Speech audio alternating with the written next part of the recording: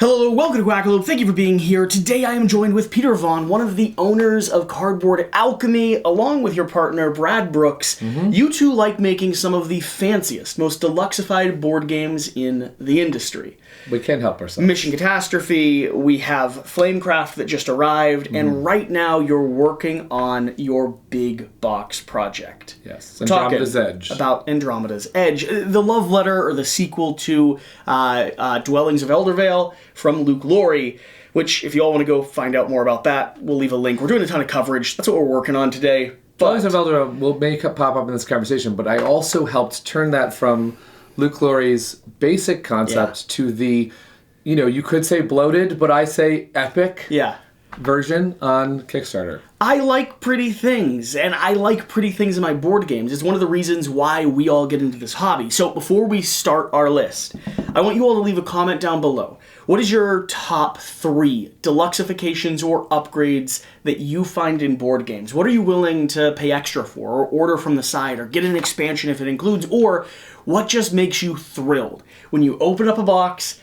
and there it is sitting in front of you? Especially because if you say it, then we might put it in a future Cardboard Alchemy. That is true. Right? Because I want to know.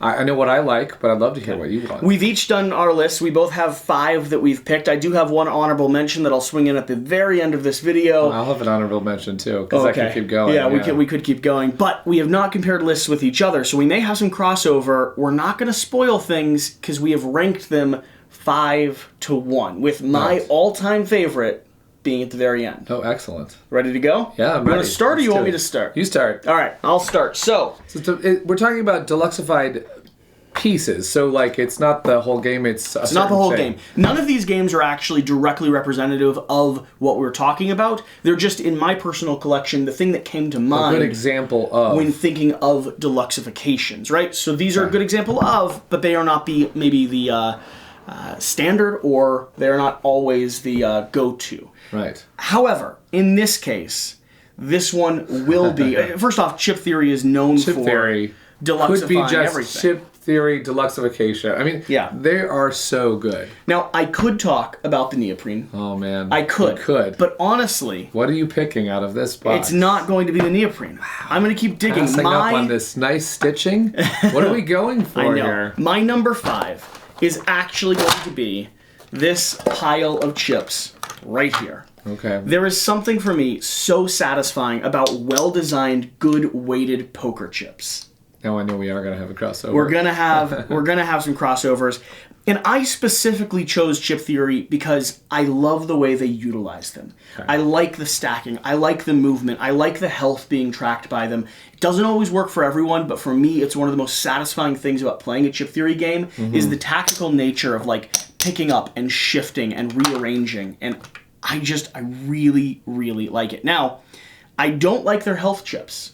I like the weighted poker chips so much that I have upgraded all of my games to the weighted health chips and not the standard little plastic doohickeys. Yeah, right. So I do have strong preferences here. It's not just any chip in general. I didn't include neoprene mats on my list, spoiler alert, because most of the time they just piss me off because I don't know how or where to store them. These could get an exception, but not because they are neoprene mats, but specifically because they fit inside the box. Okay, right. That's a big caveat for me. I don't know if that warranted an upgrade, neoprene with the caveat of fitting inside. Right. I disregarded them. Right, because we did do a neoprene mat for Dwellings, but it was a standalone, and of course you have to store that somewhere, and that doesn't really count here. We want it contained. So my first deluxification.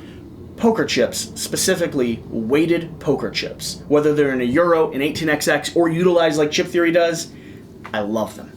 Okay. All right. And that's where we're going to get our first crossover. Because Immediately. Cool. I love poker, by the way. I built my own poker table. That's cool. Yeah. In the craze of World Series of Poker, I built a table. I honestly thought I was going to take my first ever Kickstarter funding and go enter the main series world. I'm glad I didn't, because I continued on making Kickstarter projects with the faith of the backers. But I thought about it. I honestly was like, I could enter the World Series. Now, you here have a unique element as well. Right. Coming from Brass Birmingham, from Roxley, these are called the Iron Clays. Right. And these are specifically just poker chips. Right.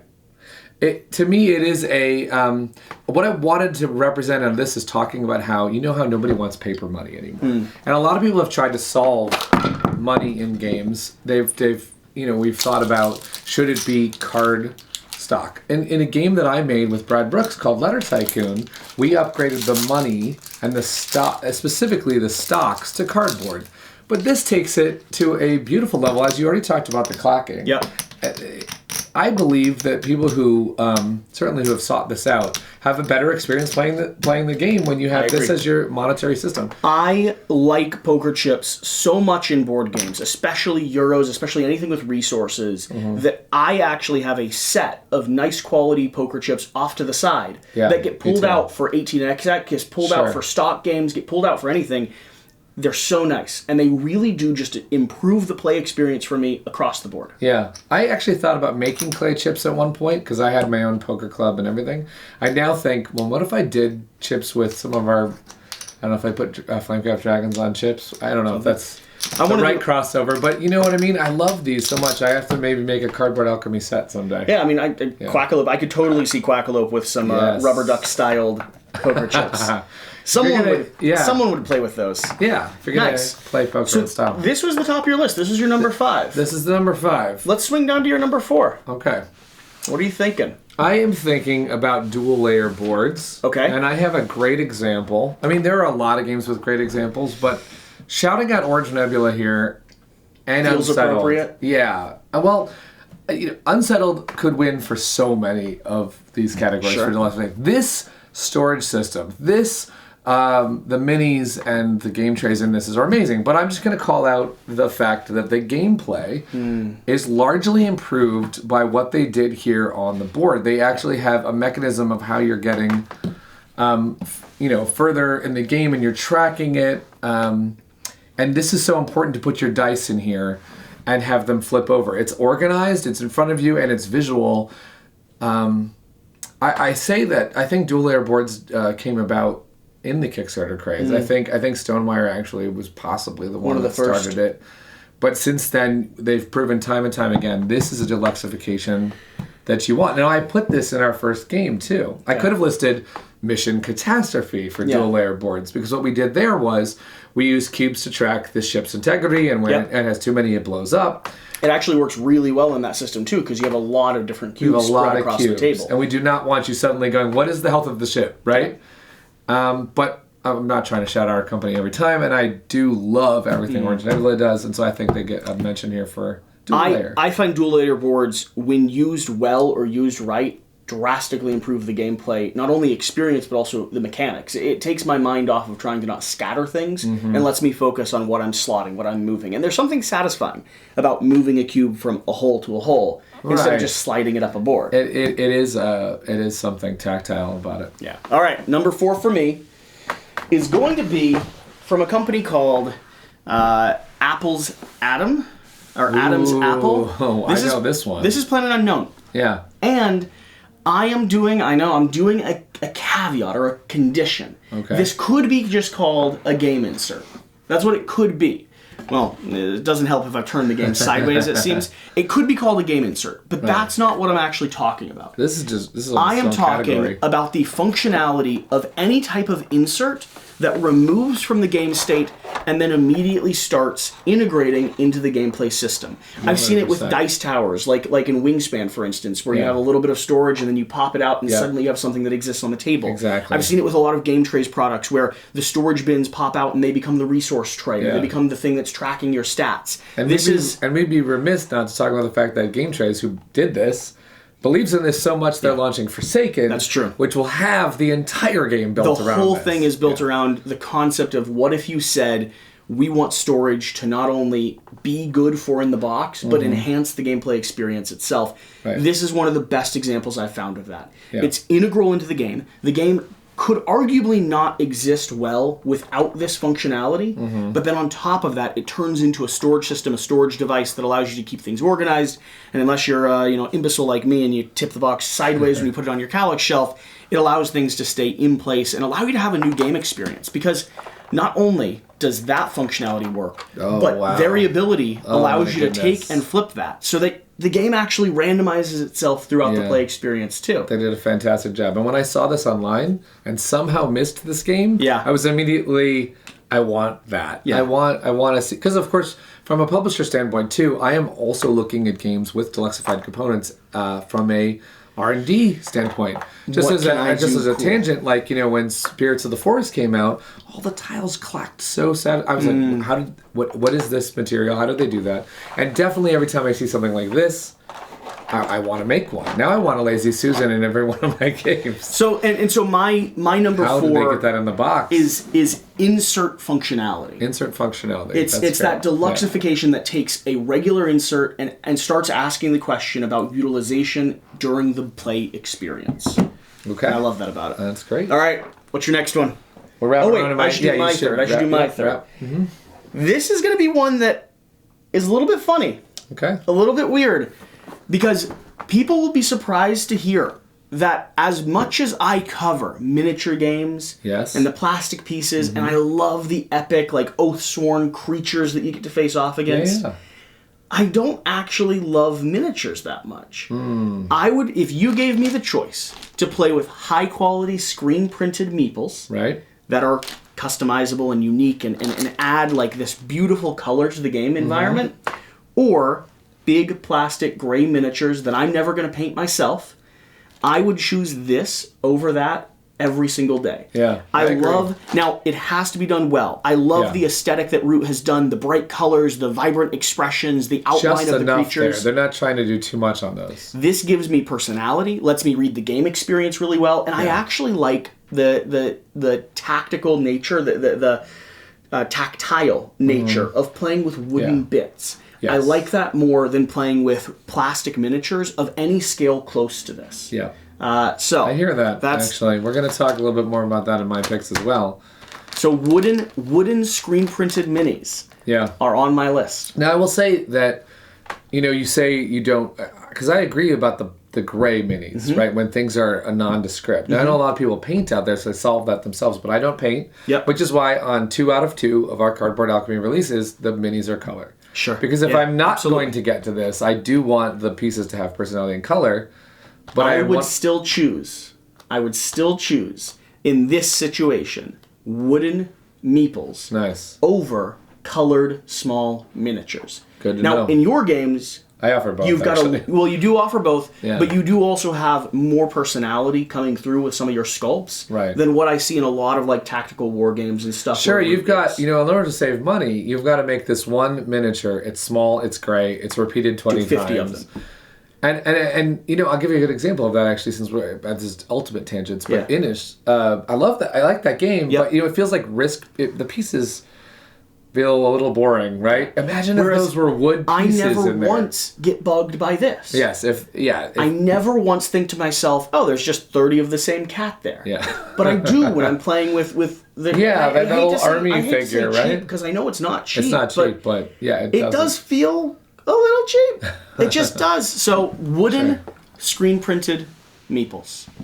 Love them. I love them. I love them enough that I will actually buy a copy of a game Deluxified and make sure that I get the wooden extra bits. Because the odds are I might actually play with them. Sure. But I want all the other extra fancy stuff. I totally hear you. All right. What's your number 3? It's another similar crossover. Now, I could have talked about Silkscreen because we did that in Dwellings of Eldraine. Sure. I love it in Isle of Cats. But I'm going to talk about just custom meeples, the shape in general, which I'm going to use Scythe as an example because... This is a good one. Jamie Stegmaier, to me, Stonemaier Games took customized meeples by storm, right? Yeah. If you look at viticulture, you get a little, you get a little windmill, and you get a little the 2 wine. Okay, it's not just one storage like the shed. You get 2 different sizes, and if you look at Scythe, I'm using Scythe. Scythe could win for lots of reasons, right? Sure. But we're not going to talk about that. We're going to talk about the fact that, and this is just an example from one bonus faction, but there's so much attention to custom meeples in Stonemaier Games. And it has this charm to it. If you look at Scythe, it's not just that each faction's meeples are a different shape, or that there's custom shapes, it's that each are a custom shape. If you look at the workers for blue or the workers for yellow, they are a different shape, which is mind-boggling to the point where it's like he could have just cut them the same. It would have been cheaper. It would have been possibly better. But no, it's the personality that's come into custom shapes. And I did this on Rise of Tribes. Okay. We stretched to, it was all these little tribal meeples, and instead of them all being the same, one of them's holding a spear, one of them's holding an axe. And it's a minor detail. Some people will, I'm just playing with a piece. I love custom shapes. Yeah. Now, if you take custom shapes and then you silkscreen, we're talking a whole other level. Right. Custom shapes are really cool, and maybe not something that I've specifically thought about when it comes to deluxifications or upgrades, but every one of those is a choice. Yeah. Now, one of the things we did on Dwellings of Eldervale is we had the cut tokens. Okay. Then we had the custom shapes. Then we had the custom shapes and the painted. So you could choose what level you wanted to go in at, and a lot of people would go with you and just go, I'm going all the way. Yeah. Because we had Meeple Source at the end. All right. Here we go. Wait, your number 2. My number 2. Your number 2. I've talked about this one already, so I'm going to bring it out now. I mean, I feel this is kind of your baby. I mean, you spent 7 years of your life making this what it has become. Yeah. And what's exciting is in the new print, something I forgot to put on the box the first time is my old company, my development company is called Squirmy Beast. Okay. Which is a company that my son named when he was 4. And it's just kind of a funny thing. I forgot to put it on the box of Dwellings. But the reprint, Squirmy Beast is going right there. Nice. Actually, it's really neat. Nice. So I poured a lot into this game. It's hard to say what we're not going to talk. Sound bases is not the thing, because I don't think that's a deluxification that everyone should do. Yeah. Per se.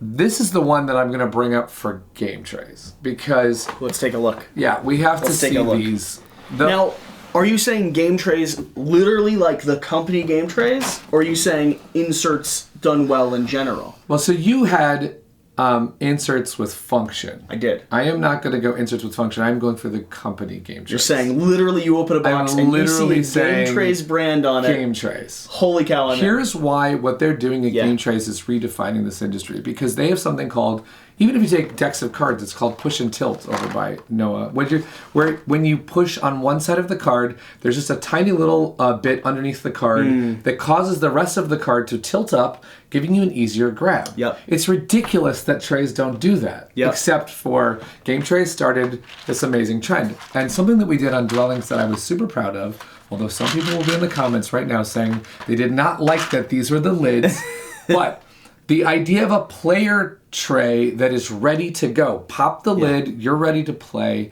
is a reason why Gametrayz makes Dwellings easy to come out on the table in like 10 minutes, as opposed to having to take out of bags and set up and put all back. It's ready to go. He's got things in here where the dice slide out of the edge with a little ramp. It's ridiculous. This stuff matters when you add it all up, when you put it all together. It makes your experience smoother, cleaner, and you get this game to the table. What do we want to do? We want to get games to the table. That's what Gametrayz is doing. And I mentioned Dwellings because he had to figure out how to pack this all into a box. Now, I never thought we were going to be Gloomhaven size, but I was worried we were going to be bigger than this. He had to figure out how the puzzle worked. We had to put this under here and that over there and this under there, and the tiles have to lay over there, and it's a Jenga system that he had to make. I have to admit, there are some companies that do good quality inserts alongside Gametrayz. Yes, absolutely. However, I will join you on this. If I'm opening up a box and one of the first plastic pieces or lids or component trays that I see has that logo on it, I'm suddenly about that 20% more invested. I am too. I'm engaged. I now know something's going to be cool, innovative. It's going to push the line when it comes to functionality and use. Yeah. And a great example that's not a game that I made is you take Endeavor, where what you do in that game, and actually we kind of took it here, a passable tray that's ready to go with all the pieces that stores back. I mean, I love that feature. Even this, even that little detail. He put a lot of detail. It's just no one see you see it on the bottom of the deck of cards, but you don't get there. I know. He spent a long time on this box with me. Another honorable mention, and just in Gametrayz, is Parks. Parks has a place where you put the camera, and there's something stored underneath that, and they all fit in the right way. Layers and layers of Gametrayz. So you're number 2. Just the company Gametrayz. Just the company Gametrayz. And it's no mistake that we are partnering with them for all of our games because of that. My number 2 is going to be A thing that I believe Awaken Realms was the first to do this. If not, yes. they're the ones setting the standard for. Yes. And every game since has gotten better and better and better. And I'm pulling out. There's only one deluxification you could be talking about here. I'm actually pulling out an older version of this. Okay. All right. Because I don't have the new Nemesis, and the new Nemesis has colored washes and pins and peaks of blue and strikes of red. Oh, wow. And it looks so good. But this is where I first came in contact with the concept of shading. What they call it. The Sundropped is their name. The concept of sun-dropping I was going to say miniatures. that Dwellings was Sundropped, but then I realized, no, that's actually probably something they specifically are doing here. So I believe Awaken Realms was the first that I was ever aware of offering this type of service to their entire lineup of miniatures. I think it is one of the best values you can do for their games. Mm-hmm. And for me, it turns miniatures into something that I now enjoy playing with instead of being okay playing with. Right. This sets the standard for what I now want all of my miniatures to look and feel and be like. There's something about a little bit of color, a simple wash that just sets in the details and lets me ignore the fact that I'm playing a board game. I'm trying to immerse myself in board games. You know me, I'm a thematic player. Absolutely. And this versus gray plastic, in my mind, starts making pictures. And I love that. Yeah. And so sun dropping is going to be my I 100% agree. You know what I found out, by the way? We put a wash on the Dwellings miniatures. It was a stretch goal. But then I found out that companies actually charge for wash. We just did the wash. They do charge for wash. And then I found out how expensive the wash was, and I was like, that's why they charge for it. Wow, whoa, that is expensive. I know a lot. If people have the budget when it comes to Awaken Realms products to get the Sundrop, I always advise them to do so. Yeah. However, if you want to get the game, the Sundrop won't make or break the game experience. Yeah. It's not a mechanic necessarily, but it does make the game hold its value, and I think it's one of the best. It's one of the best added value upgrades experientially that you can get your hands on. Yeah, we're not ranking this on necessity. We are ranking this on deluxification. I don't know that any of these are a necessity. No, I don't think so either. I think all these games were at a stage where they could function, and they could have been published in the... I'm not going to say names. They could have gone to Walmart and been published in a way that was simple and not fancy. And then the companies sitting behind the scenes said, yes, but what do I like? Yeah. Do I like my miniatures being gray? Do I like little wooden meeples? Do I enjoy taking trays out and making things feel cool? Right. And I think that's really it, because there are games I own where you chuck everything in the box with no tray. Absolutely. And I play those games, and I love that game. And that game says, hey, let's get it to a cheaper price on the shelf. So more power to them, and I think that's great. Yep. But what if I want to organize it, or what if I want to wash it? Then that's why I think Kickstarter has said, usually a good Kickstarter will say, here are your options. You do not have to do everything. Well, and I have games like, I'm thinking of Spirit Island that I love, or Kingdom Death in a way that I love, that I have been dissatisfied with the degree of quality in there. Yeah. And I've went through and upgraded elements of the game because I want my play experience to be as high as it can be. Right. Or like Terraforming Mars would be a great example. Get an insert for that, and your play experience is enhanced 100-fold. Yeah. But they've made it accessible so that everyone can play it, and both of those are worthwhile conversations. But that's not the conversation we're having. No, we're talking about when you want to do it, when you want to pay for the coins or whatever you want. Are you on to number 2 or number 1? I believe I'm on to 1. You're on to 1. Yeah, you're 2. Right? You're on to 1. You want me to pull one out first, or do you want to go first? Let's do it. Revealing my number 1, and I actually have a few games to show off with this. Have you ever seen these before? I have not, actually. Go ahead and pull one of those out. I can't wait. Oh, wow. My number 1 is incorporating a few things. But I see you're bringing this all together. It's going to sum up into, well, first off, a horribly messy box. What have you done? Stop turning games sideways, Jesse. So give these a feel real quick for me. Tell me how you like those. Well, the minute you bring out Ivy Studios, I knew it was good. I knew it was going to be. Give these a feel, and then finally, let me just place these down. Okay, wait. In your hand. Oh yes. You know what you almost need too is a Veiled Fate. I do. I know what you're talking about now, which is it's a as a publisher, I have not dipped into the can we make things out of metal? I don't know if Andromeda's Edge will be the first one to go there. Wow. So the other cool thing about these is they have a magnet on the bottom of them. And because weighted poker chips have a steel plate in the center, really? It actually magnetizes. I can grab one out here just to show you how satisfying it is. But now I have another honorable mention from Elf Creek with the magnetization. By the way, is getting ridiculous, where people can suddenly snap to a board. Let's see if that one has it. Yeah. So now you have your player character on the bottom, and suddenly you're moving around this miniature attached to your chip. That's beautiful. Isn't that nice? That's just beautiful. My number one upgrade, the upgrade I will pay almost anything for if I love a game, is metal components. I have the Scythe metal mechs. I've upgraded those. Yep. I have a full bronzed edition of base game Kingdom Death, all the way up to the Phoenix, which I'll show you at some point later. Okay. Because I don't think... Oh, it is. I'll be right back. I have to show you this right now. I might have to put metal into Andromeda's Edge. Wow. This is amazing. My favorite upgrade of any game is metal coins, metal meeples, metal miniatures, metal dice. I absolutely love the way it clicks, the way it clinks, the way it feels. It's the best. We almost made in Dwellings an optional buy-in for a giant dragon that was, metal dragon. Yeah. And I saw the prices. I didn't know if anyone would go for it. Sure. But I guess people say yes. Well, yes, I'll go this is for not a real thing. This is an artist that created this from the plastic model that exists. Gotcha. So this is not something that a company thought was realistic to make, but I saw this pop up and I said I had to have it. Yeah. So, absolutely. But I'm also the biggest fan of Kingdom Death that I think exists. Your number one. My number one. It's interesting how different it is. Oh, so we've had crossovers, right? Yeah. And my number one could be a crossover for mats that fit in the game. Okay.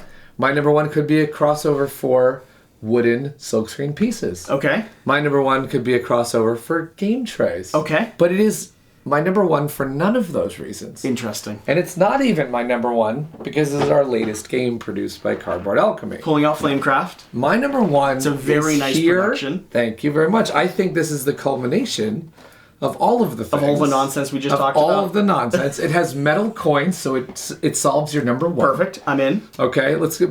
Screen printed. It has screen printed meeples. Wooden meeples. Right. Colored. And, they're color minis. Colored scaled minis. And the mat fits in the box. A mat that fits into the box. What else a Gametrayz upgrade. We have it all right here.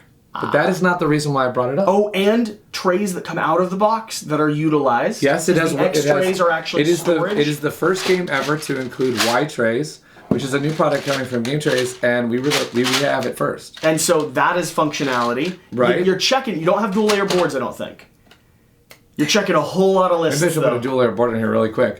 But the reason why I am bringing up Flamecraft is, and this is kind of a combo. Okay. It is jumbo size art. Yeah. I think art should be my number one. I love this. Because what we do at Cardboard Alchemy is we make artistic games, thematic artistic games. And we also are dedicated to put the artist's name right on the box every single time. This has Manny Vega, the designer. It has Sandaratang, the artist. And I personally believe that art is the greatest upgrade. So I was trying to think through whether or not I wanted to include art books or lore books or anything like that in. And I didn't decide to do it. And I'll tell you why. For me, they do set a theme. But I don't always pay more for them. I don't always get them. I enjoy looking through them. Yeah, it's quirky because this didn't necessarily... The art comes in the standard. So, so Deluxification is an arguable thing here.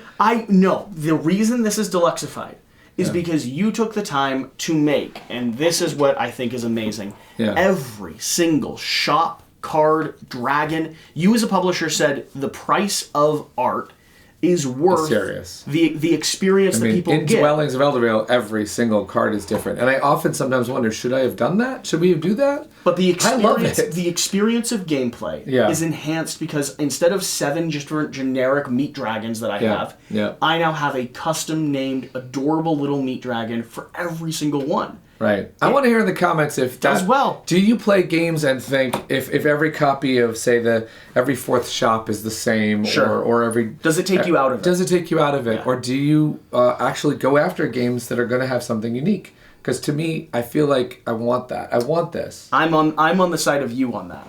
I think one of the best investments a publisher can make into their product is better quality and more art. Yeah, there's a lot of debates online where someone will say, I don't need art, I need gameplay. No. But to that I say, why not both? Yeah. Why aren't you going for both? Yeah.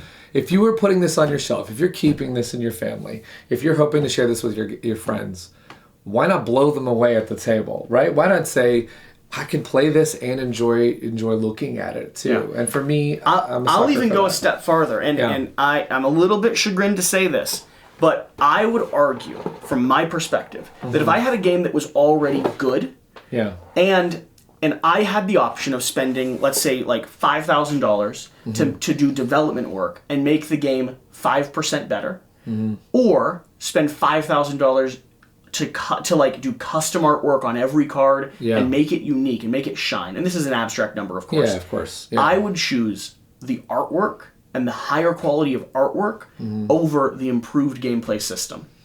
I just would. As your whole comment section goes, I know, but I just would. I think it has a bigger impact than you realize as a player into the experiential nature of a game. And a game is about sitting around a table. A game is about the art and the story and the experience of playing. And art is part of that. Yeah. It's why I argue that flavor text is not only a mechanic, it's one of, if not the most important mechanics, in my opinion. Absolutely. You know, I mean, you're not going to get an argument here. I count your dragon names as flavor text. Every one of those is. It's part of it, right? Certainly when I see you on this channel reading that out, and I know that's how I want to play too. So we're not gonna argue on that. We're gonna have a debate. All right. Do you have your honorable mentions? Anything else you want to talk about? I do. I have one honorable mention. Okay, I have one too. I'm going to reach around here to grab it. My honorable mention is going to be high quality card sleeves. Okay. Not because I want to sleeve every single game or I'm worried about protecting things, but in a game like Marvel Champions, which I love, sleeves let me shuffle. They let me resort, reorganize, and shuffle without having to know how to riffle and without messing up my cards. And that just ability to quickly cycle and shuffle, the texture of it, is something I cannot get enough of. The reason why this is not included as an official hierarchy, because it would have probably been number 2 or 3, is because most of the time when publishers provide the sleeves for me, they're the cheapest sleeves. I tend to not like them. Yeah. And I'm the type of person that puts Dragon Shield on my stuff if it matters. This is the reason why we haven't gotten into sleeves. We leave room in our games for sleeve cards. 100%. Which I appreciate. Maybe that open space should be my category. Open space for sleeves, right? all the sleeve bays out there are going to be like, yes! But the reason why I don't do it is because it's such a personal preference. And I don't want to offer a sleeve and everyone's like, well, you didn't offer my type of sleeve. You know, microns are a big thing, right? So of course it's important. I probably won't sleeve Flamecraft. Because not every game. I don't need to cycle through or shuffle as much, and I'm not worried about people touching the cards or playing with the cards. That's not my concern. Games are meant to be used. It's the good shuffle. It's the good shuffle. That's the thing. What's your honorable mention? So my honorable mention, I just have to say Squishy Fruit because I didn't have. You're talking like Everdell. I mean Everdell and Tidal Blades. Chew on it a little bit. I mean, I'm not. Yeah, you're gonna be careful with those. Okay. I mean, if you talk about like, I guess it could be. It's not quite silkscreen meeples. It's not. It's just a component that goes into texture. It goes into another category. Yeah. We haven't done that in Dwellings. We stuck with wood. Yeah. In Flamecraft, we stuck with wood because I like wood pieces. But when you have things that are like honey or berries or things that you know in your mind should feel a certain way. There's another layer, and you want to make sure that audience feels that way. I love that as well. So that's my honorable mention. I mean, I could go on and on. There's so many. Yeah. You know. Max vs. Minions could win by itself in a box. Too Many Bones could also take the entire category. Storage, what is that called? It's called the Trove Chest. God, the Trove Chest. Yeah. I mean seriously. It's a little bit egregious. Win. That's unfair. Just on its own. That's unfair. You've won the game. I'm actually impressed with how much stuff is included here in Flamecraft, though. Thank you. And I would argue we probably have an equivalent amount over in Mission Catastrophe. Which is one of my favorites. That's because I believe in these things. Yeah. I mean, I want these things. So we're gonna make these things. And if that's interesting to you, then what is Andromeda's Edge is going to have all of them as well. I'm gonna put you on the back end here to see if you have an answer for this. Yeah. What is a deluxification or upgrade that you want to do one day? Like something that you're like, I would, if I find a game where this just works, I want something like this. Well, now that I saw the Trove chest, I might have to say magnets. Because I also heard that, I have not played Merchant of the Dark Road. Yeah. But I've heard that magnets in the board. Magnets in the cardboard. Now, the reason why I don't necessarily want to get into that is because there's certain countries you can't ship magnets, and it's a complicated thing. Sure. But wow. It's cool. The other one I might mention is your metal category, because we do have Andromeda's Edge coming up. We have not yet decided. IV Studios did not think they'd sell a justifiable amount of these. Yeah. And then they all disappeared. Every bit that they printed. Of course. I'm just saying. Yeah. Well, we are considering an Andromeda's Edge. We're not there yet because we're pricing. So I can't answer this question. Leave a lot of comments and go back the game in January and just scream metal. That's what I'm looking for. Should we have metal ships? My number one. Should we do it? Oh, that's a question. I mean, it's more expensive and it weighs more, which hurts on shipping. I'll have to probably put that in the. Does IV offer it like sold separately? They do. Okay. Yeah. They do. I guess it's, would you like metal? How much would you? And they even did one of those things where if we have 1,000 people that say we want this at this price, we now can do a print run of it or a production run. Actually, that's an interesting point. That was how they approached it. For Dwellings, what we did is I wasn't sure there was going to be enough people that wanted the treasure tokens to do wood. They were cardboard. They were thick. They were awesome. One of our stretch goals was to make it really thick cardboard. But I was so nervous that people wouldn't want it. So what we did in the backer kit was, if enough people unlock this, it'll be for order. Yeah. And it was like 2,500. That's if I was going to do it, and I would be straight with the audience and say, like, these are unnecessary. They're really nice. We're excited about them. And our price point is higher because it's just higher. Because, if you're going to do only 500 of them, it's going to be a pricey piece. Yeah. But we're talking about the deluxification here, right? So should keep in mind. We're talking about hobbyist games with people that really like them. Right. Yeah. Like you. I do. So I'm a sucker. I'm sorry. But, we could go on forever and ever. Thank you so much for watching. Hopefully you've enjoyed this. This is just our chance to, like, nerd out and talk about some things that I don't ever think I get a chance. I find that sometimes I sit down and I talk on camera about things that I never realized that I want to talk about. But now it gives me an excuse to, and I'm like, that felt good. This felt like a really good 40-minute conversation. I love it. About things that I just enjoy. It's just more research for me. As I'm looking at all the things, okay, I gotta have that one. All right. Let us know down below if you haven't already. Where do you agree with us? Where do you disagree with us? And what do we leave off the list that for you is an essential buy if it's available? Yeah. Also, do you hate large playmats as much as I do? I know that. I know there's people out there that love them. Yeah. I just need to find a storage solution. We'll have more on that later. Thank you for watching. Thank you for being here. Whatever the case, though, whatever you do, remember, always get metal everything. I think that's the answer. We'll see you next time.